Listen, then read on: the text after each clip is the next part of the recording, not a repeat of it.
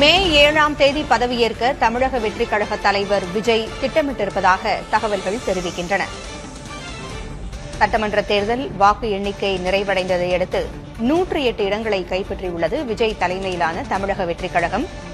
இந்நிலையில் மே 7ஆம் தேதி பதவியேற்க தமிழக வெற்றிக் கழக தலைவர் விஜய் திட்டமிட்டிருப்பதாக தெரிகிறது.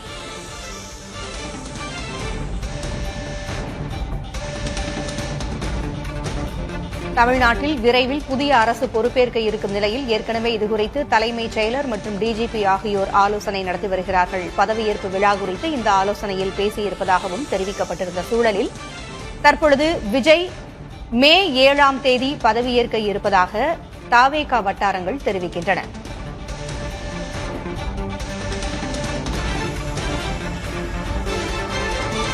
சென்னை நேரு உள் விளையாட்டரங்கில் பதவியேற்பு விழா நடைபெறவுள்ளதாகவும் தகவல்கள் தெரிவிக்கின்றன.